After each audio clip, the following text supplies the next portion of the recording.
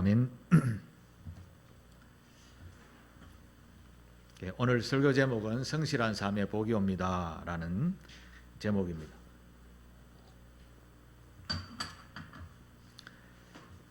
매년 발표하는 국가별 부패 인식 지수라는 것이 있습니다. 영어로는 CPI라고 하는데 국가별 부패 인식 지수, 이것은 세계 180개 나라의 공무원들, 정치인들, 그런 분들이 얼마나 청렴한지를 조사해서 나라별로 순서를 쫙 정해서 매년 연말 연초에 발표를 합니다. 2021년 1월에 발표를 제가 보니까 한국이 180개 나라 중에서 33위였었습니다. 그런데 우리 신문에는 33위였다고 역대 최고였다라고 이렇게 자랑하는 뉴스가 보도되었습니다. 33위가 아니라 1위가 되어야 되겠죠. 그런데 33위도 잘했다라는 거죠. 몇 년 전에는 50위 이하에 있었기 때문이었습니다. 우리나라의 정치인들 보고 또 공무원들, 경제인들 보면 어디 하나 깨끗한 곳이 없는 것처럼 뉴스에 연일 나오게 되죠. 그런데도 33위라 그런 것 같습니다. 그런데 우리 옆에 있는 일본은 매년마다 거의 18위를 유지하고 있다고 합니다. 그것을 보면 우리가 아직 일본을 따라가려면 멀었다라는 이런 판단이 설 수 있습니다. 그러면 이 세계 열강에 누가 제일 청렴하냐? 거의 10개, 20개 나라는 거의 유럽에 있는 나라였었습니다. 아시아에 있는 나라, 필리핀 같은 경우는 100위 정도 되고, 북한 정도는 거꾸로 10등하는 그런 정도를 차지하고 있었습니다. 성경 말씀 잠언 28장 10절에 보면요, 정직한 자를 악한 길로 인도하는 자는 스스로 자기 함정에 빠져도 성실한 자는 복을 받는다, 이렇게 말씀을 하십니다. 하나님께서는 세상을 살아갈 때에 정직하게 성실하게 살라라고 하셨습니다. 다른 사람에게 내라는 존재가 신뢰감을 주는 그런 삶을 살라는 것이죠. 세상 사람도 그렇습니다. 믿지 못하는 사람과 거래도 하지 않지요. 이것은 국가적인 관계 속에도 마찬가지입니다. 믿음이 가는 사람, 믿음이 가는 나라라야 투자도 하고 거래도 하는 것이죠. 지금 우크라이나와 러시아가 전쟁을 하고 있는데 그곳에서 우리가 분명하게 알 수 있는 것이 있습니다. 정직하게 사는 나라와 부정하게 사는 나라, 결과가 어떻게 되는가 지금 우리가 눈으로 뉴스로 보고 계시지요. 하루속히 전쟁이 끝나게 되기를 소망해 봅니다. 이 세상의 역사 속에서도요, 정직하게 성실하게 사는 국가나 개인은 하나님의 말씀대로 정말 땅에서 잘 되고 복이 있는 삶을 살고 있는 것을 제가 확인하고 있습니다. 우리나라를 한번 보십시오. 어디로 지하 자원이 많습니까? 어디로 봐도 이렇게 국익이 높아질 수 있겠습니까? 제가 생각하기에는 하나님께서 우리나라를 복을 주셨기 때문이다, 그렇게 저는 믿고 있습니다. 세계 열방의 나라들은 하나님과의 관계가 점점 멀어지게 되면 경제나 국가의 안보나 이런 것이 점점 뒤처지게 되고, 그리고 결국은 부도가 났네 어쩌니 하며 이런 소리가 자꾸 들리게 되는 것이죠. 그러고 보면 하나님의 말씀은 틀린 적이 한 번도 없다라는 것을 우리에게 교훈해 주고 있습니다. 그래서 결론적으로는 우리가 하나님 앞에서 정직과 신실함을 가지고 어떤 사람에게든지 믿음과 신뢰를 주는 그런 삶을 살 때 저와 여러분들은, 또 여러분의 후손들은 형통한 복을 얻게 되는 것입니다. 사실 이렇게 정직과 성실함을 유지하는 그런 삶은 참 만만치는 않습니다. 세상이 그만큼 악하고 부패하기 때문에 그런 것이죠. 지금 우리나라는 겉으로는 좀 꽤 괜찮은 듯 보이지만 그래도 보면 33이라는 걸 보면 아직도 개혁해야 할 부분이 많다라고 할 수 있겠습니다. 이 가운데 우리는 예수를 믿는 사람들이죠. 그리스도 예수를 믿는 사람들은 예수 그리스도의 성품을 닮아서 모범을 보여 나아가게 될 때 차츰차츰 나라가 변하게 될 줄로 믿습니다. 제가 아는 지인 중에 LA에서 사는 집사님이 있는데 그분과 얼마 전에 한번 오셔서 차를 한잔 하면서 나눈 이야기인데 이민 간 사람들이 사기를 참 많이 당하는데 처음 이민 가면 누가 그 사람들에게 붙어서 사기를 치는가 하면 같은 동족인 우리나라 사람들이 살살살 붙어서 사기를 친다고 그럽니다. 제가 아는 집사님은 LA에 교회에 다니는데 교회 안에서도 새로 이민 온 사람이라 소개하면 막 붙는 사람들이 많대요. 사기꾼들이 많다라는 거죠. 가짜 신앙인들도 많다라고 이야기를 합니다. 그래서 그런 이야기를 좀 나눈 적이 있는데요. 예수 믿는다라고 하면 정말 진실한 마음으로 예수 닮은 모습으로 삶을 살아야죠. 물론 완벽할 수는 없습니다.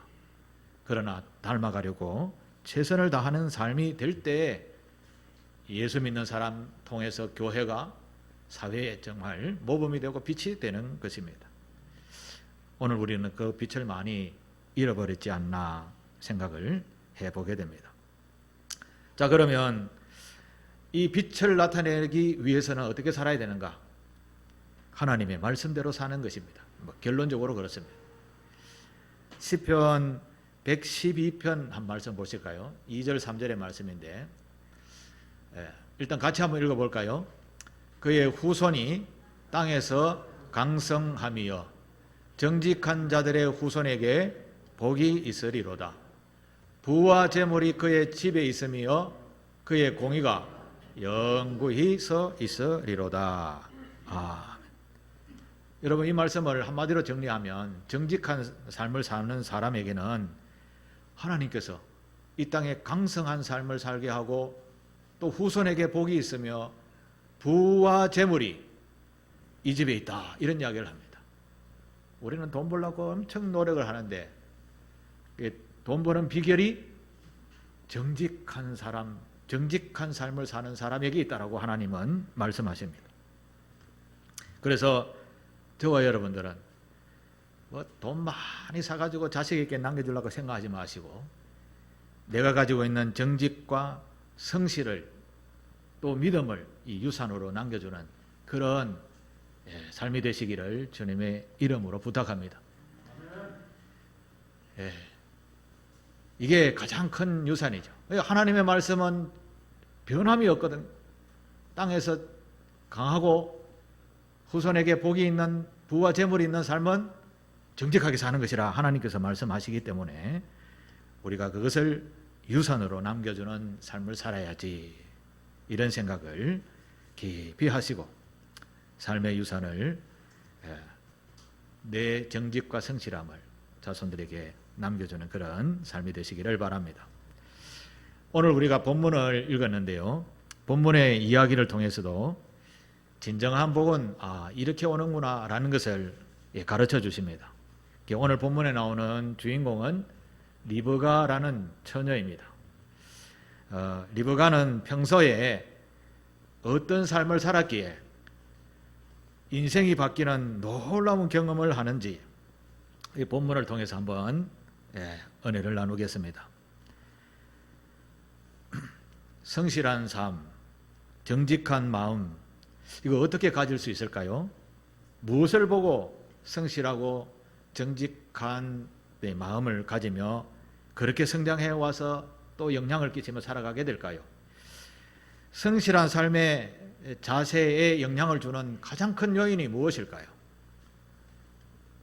저는 이제까지 살아오면서 듣고 배운 것 중에 부모님의 그 영향력, 이게 자녀들에게 가장 지대한 영향을 끼쳤다라고 저는 판단합니다.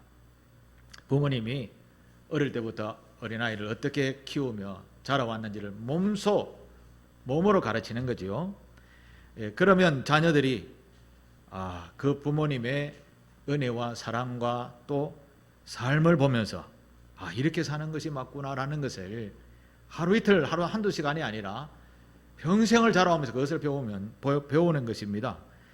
그런데 정직과 성실은 학교 교육에서 바른 생활 이런 교육에서 배우는 것이 아니라는 것이죠. 부모님이 서로 사랑하며 이웃들과 아주 행복하게 지내는 것을 보면서 자라는 그런 자녀는 절대 엇나감이 없는 것이죠. 물론 좋은 환경에서도 엇나가는 사람 한두 사람은 있겠지만 대부분은 복된 삶을 살게 되는 것입니다. 우리나라의 통계들을 보게 되면 삶의 환경이 얼마나 중요한지를 알 수 있게 합니다. 대체적으로 범죄자들을 보면 그 가정의 형편이 다 결격 사유가 있는 가정에서 기인하는구나라는 것을 알 수 있습니다.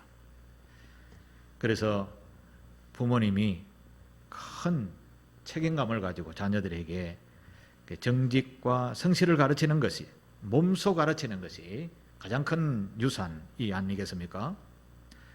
리브가는, 오늘 본문에 나오는 리브가는 어떤 삶을 보여주는지 우리 본문을 읽어봤지요. 한번 잠깐 소개하겠습니다. 리브가가 어느 날 갑자기 생전에 한 번도 만난 적이 없는 이방 나그네를 만나게 됩니다. 이 이방 나그네는 척박한 땅을 먼 거리에서, 그것도 약 1000km가 넘는 거리에서 낙타를 몰고 터벅터벅 걸어왔습니다. 이런 목이 마른 나그네에게 물 한 바가지 대접하는 것은 모두가 할 수 있습니다. 여러분들도 다 하실 수 있는 일입니다. 그런데요, 이 리브가가 좀 잘했다라는 이야기는 물은 마시게 하고 또 낙타에게도 물을 다 길어서 먹이는 그런 일을 행하였다라는 겁니다. 오늘 본문에 자세히 읽어보게 되면 물을 어떻게 깃는가 나옵니다. 16절 마지막에 보면 우물로 내려가서 물을 그 물동이에 채워가지고 올라오는지라. 이거 쉬운 일이겠습니까? 좀 어려운 일이겠습니까? 우물로 내려가서 물을 물동이에 채워가지고 들고 올라왔다. 우물로 달려가서 모든 낙타를 위하여 깃는지라. 20절에도 그런 말씀이 있죠. 나그네가 누군가 하면 아브라함이 보낸 종입니다. 낙타를 10마리나 10피를 끌고 왔습니다. 낙타에 많은 짐들을 싣고 왔겠죠. 그 낙타에게 물을 먹이는데, 제가 그 몽고 지방에 낙타를 키우는 이런 사람들의 이야기를 제가 그걸 찾아 들어봤는데, 낙타가 목이 마를 때 물을 얼마나 마시는가 하면 우리 석유를 들고 있는 이 말통 있죠. 그 말통, 2말통을 먹는다고 합니다. 그러니까 40리터를 먹는 겁니다. 그러면 낙타에 10마리를 먹이려면 몇 리터가 필요하죠? 400리터가 필요한 겁니다. 이렇게 큰 드럼통으로 2드럼통이 필요한 거죠. 리브가가 물동이를 가지고 내려갔다가 올라갔다, 이거 퍼는 게 그냥 이게 봉사인데, 성김인데, 지나가는 사람에게 봉사인데 이렇게 할 수 있는 분 과연 몇이나 될까요? 본문에서 그것을 우리에게 소개를 합니다. 그런데 이 아브라함의 종이 그 전에 어떤 기도를 했는가 하면요, 이 아브라함의 종은 그 주인의 아들 이삭의 이렇게 아내죠. 그러니까 아브라함에게는 며느리를 찾으러 종이 대신 온 겁니다. 자기의 며느리를 택하는데 자기가 안 오고 종을 보냈다. 종을 신뢰하는 아브라함은 대단하겠죠.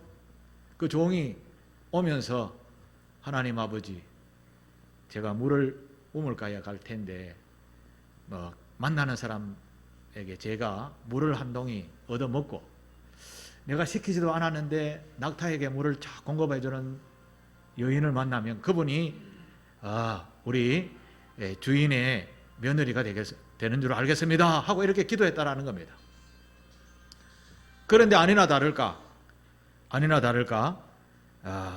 물가에 갔는데 리브가가 마침 나오는 겁니다. 그리고 물을 얻어 먹었습니다. 그런데 시키지도 않았는데 리브가가 물동이를 안고 물을 길어서 올려서 낙타에게 막 먹이는 겁니다. 그래서 21절에 보면요, 이 종이 뭐라고 하는가 하면 그를 묵묵히 주목하여 봤다 이렇게 이야기합니다. 묵묵히 주목하여 봤다라는 말은 앞에 이야기가 이렇게 연상이 되죠. 본인이 기도해갖고 만난 여인이 바로 저 사람인가 아닌가를 판단해야 했기 때문에 그런 거죠.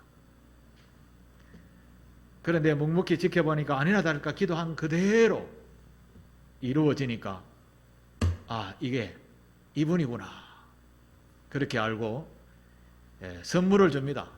낙타가 마시기를 다하며 그가 반세겔 무게의 금 코걸이와 한 개와 13개일 무게의 손목걸이 한 상을 그에게 주며, 만난 사람 그런데 생판 모르는 사람인데 첫 번 만났는데 기도한 대로 응답받은 사람이 눈앞에 있어서 선물을 줬다라는 거죠. 리브가는 평소에 자기가 가지고 왔던 그런 성품으로 이웃에 대해서 자신의 사랑을 마음껏 퍼주는 이런 여인이었다라는 겁니다.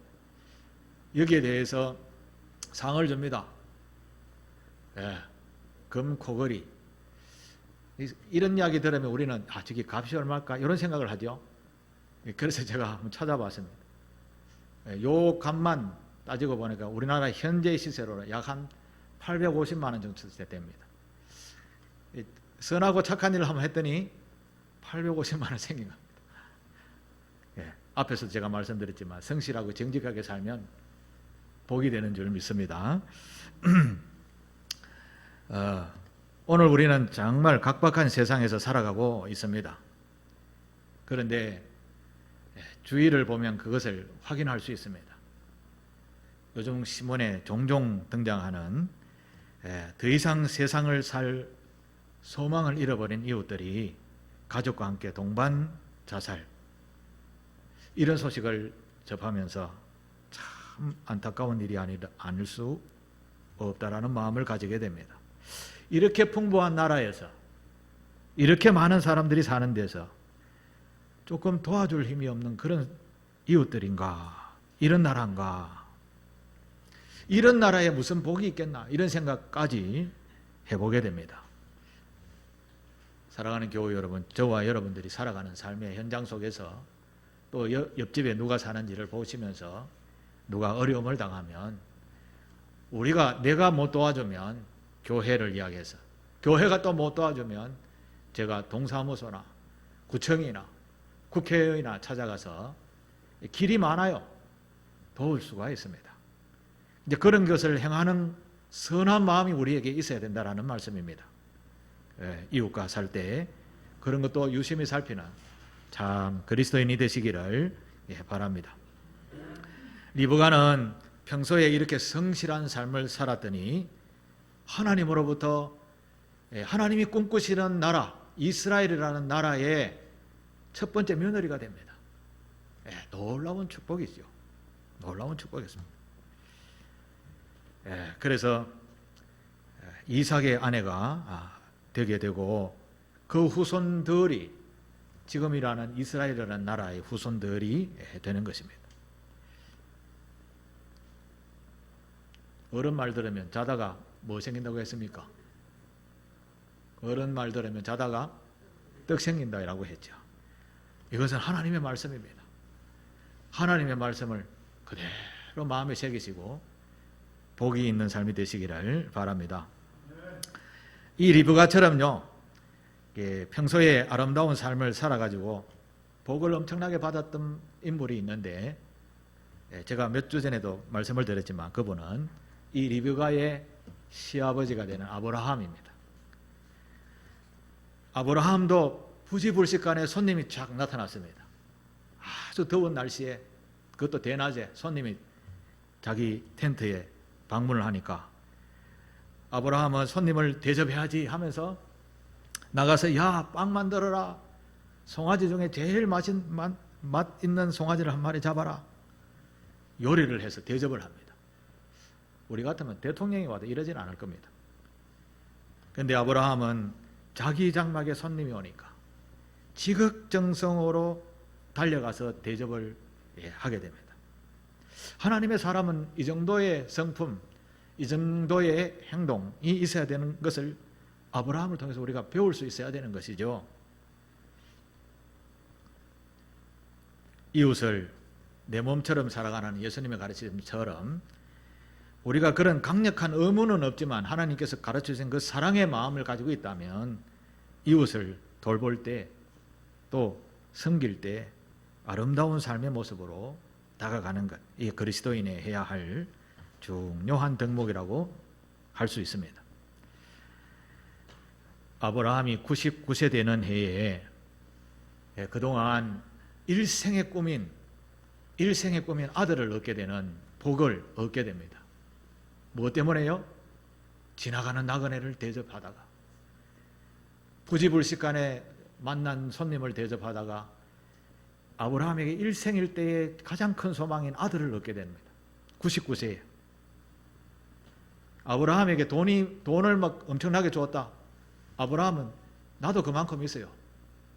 손절을 했습니다.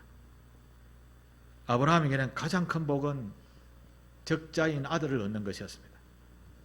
이웃을 대접하다가 성실한 삶을 사는 아브라함의 모습을 보고 하나님께서 그에게 아들을 주신 것이죠. 우리는 인색한 마음들이 나도 모르게 다 있습니다. 또 이거 하면 내가 얼마나 손해되는데 이런 생각을 많이 가지고 있습니다. 그런데 좀 반대로 생각하면 이건 뭐 내가 가지고 갈 게 뭐 있냐, 내가 살아가는 거 뭐 먹고 마시는 거 지금 뭐 전혀 걱정 없는데 이웃과 함께 먹고 나누고 같이 나누면 얼마나 좋겠냐, 이런 마음을 가져야 될 때 그리스도의 아름다운 덕이 우리의 삶을 통하여 드러나게 되는 것입니다. 내 것 앞에서도 제가 말씀드렸지만 재물과 돈은, 유산을 남겨주는 것은, 오히려 돌아오는 것은 별로 좋은 게 없습니다. 성실함과 사랑의 마음과 정직한 마음을 유산으로 남겨주는 것이 하나님께서도 그게 복이다 라고 말씀하신 것을 우리가 기억해야 되겠습니다. 또 한 분을 더 소개하겠습니다.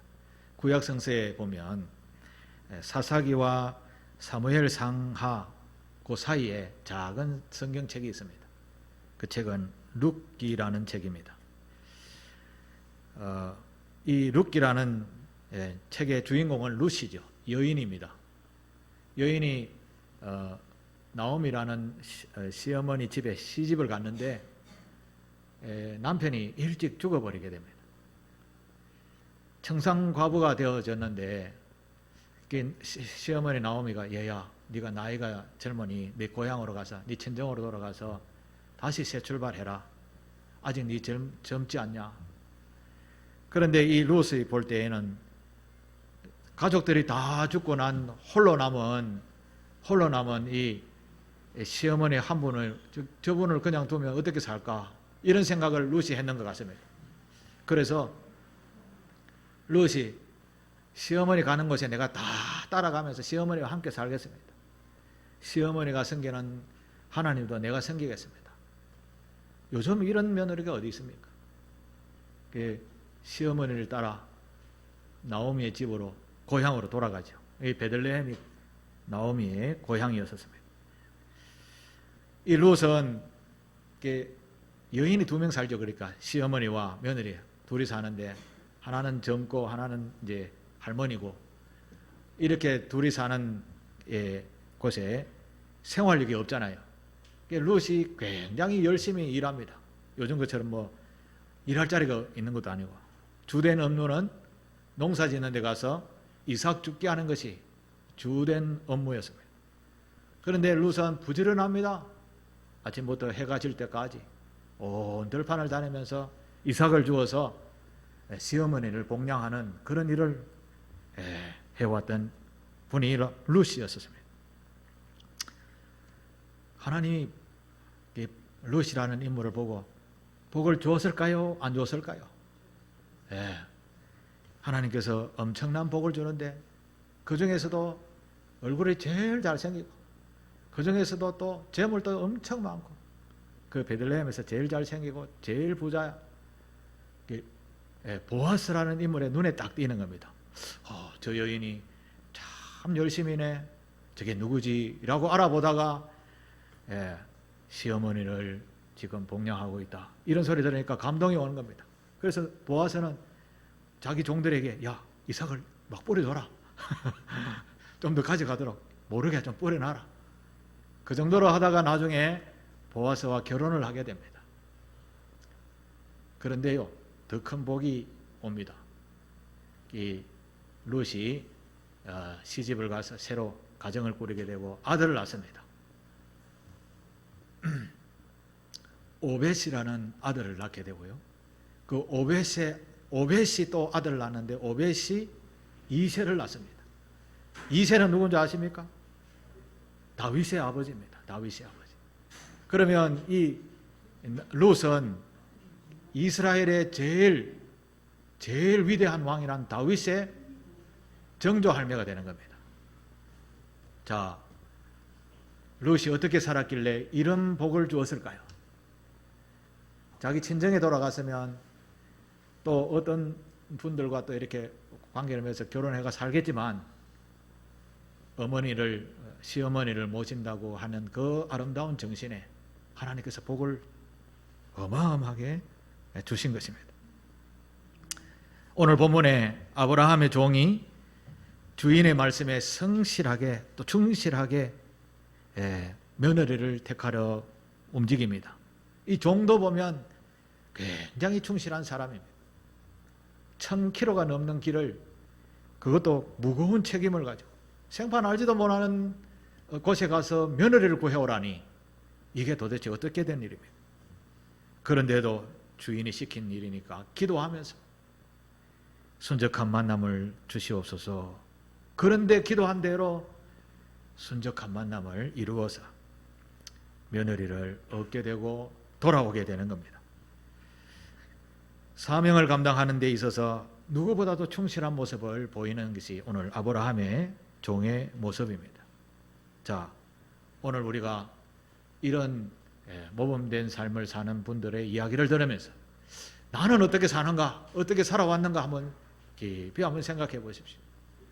복을 얻을 만큼, 복을 안 주면 안 될 만큼 그런 삶을 살고 있는가?